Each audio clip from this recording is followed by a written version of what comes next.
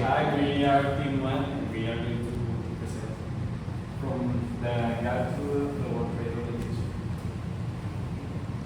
Okay, so first we're going to start with the evolution from the GATT to the WTO. And first of all, the GATT originated in the Bretton Woods conferences, which were the conferences that stated the global economy after World War II.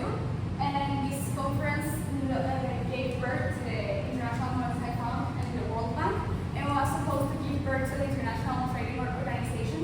However, by 1947, the International Trade Organization was never put it into action, and the GATT was signed as a preliminary measure in order to lower tariffs and try to break the protectionism that happened before the World War. So by 1964, the GATT was not only working in order to stop protectionism, but also constantly made rounds to lower tariffs. It started with 23 countries, but by 1994, it had 128 countries signing the GATT, and it had around 6 rounds or conferences. The last one was the Uruguay round. That was the one that finally made the GATT, that was an international institution, into an international organization that had a physical place in order to take its actions. Now we're going to talk about the key points.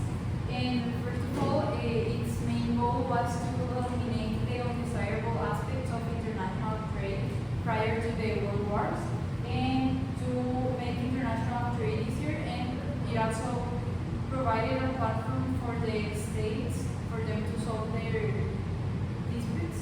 And it also proposed the principle of the most favored nation, that was basically to give the same treatment to all of the member states in the organization. Okay, now we continue with the points of the World Trade Organization. So it has 6 main points. The first one is that it sets and enforces rules for international trade.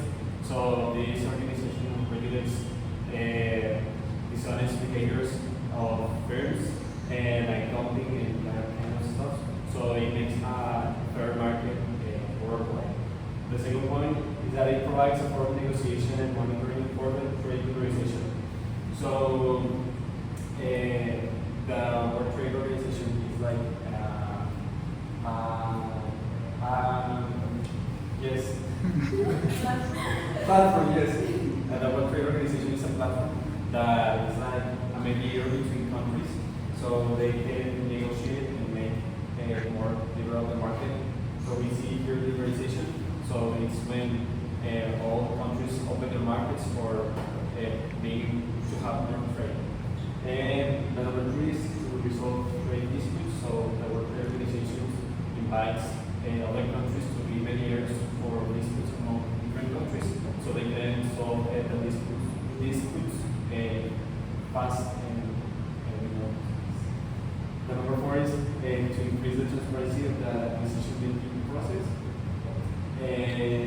So as I said, it's a platform for countries, so they can see all the market process and how they can be more flexible. The number 5 is that operate with other major international economic institutions involving global economic management. So the World Trade Organization works along with the International Monetary Fund and the World Bank to ensure more good economy worldwide. And the last one is that it helps developing countries benefit fully from the global trade system. It's basically what Hannah said about the most favored nation. So they help developing countries like African countries to get access or get into the international trade. Now about the changes, there are 4 main changes that happened between the GATT and the WTO. The first one is that it went from provisional to permanent.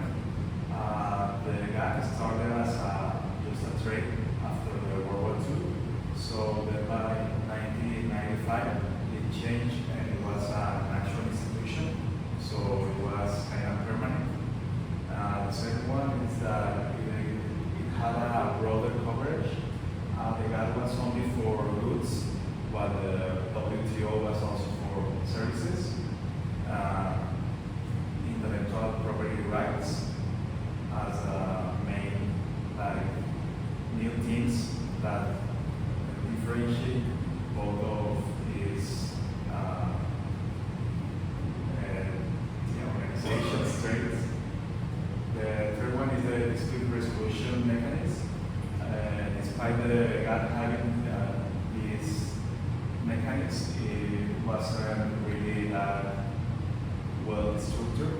So the WTO implemented a more efficient mechanism that is used nowadays. And the last change was that it has a larger membership. The GATT started with only 23 countries, and it was a slow process when it comes to the expansion of the trade. And while the WTO has seen more countries being part of it, with cases of China and Russia being one of the most important. So what does it imply?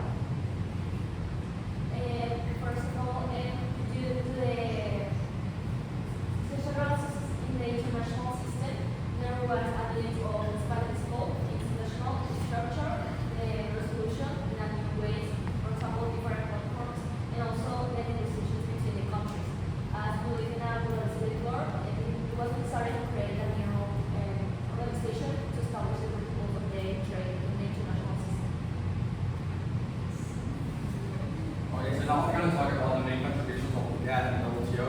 I'm going to go kind of fast because most of them, my topics already want to talk about it. So first we have proliferation, which basically is like it promoted the reduction of tariffs and trade barriers, and it led the foundation to the WTO, as we know.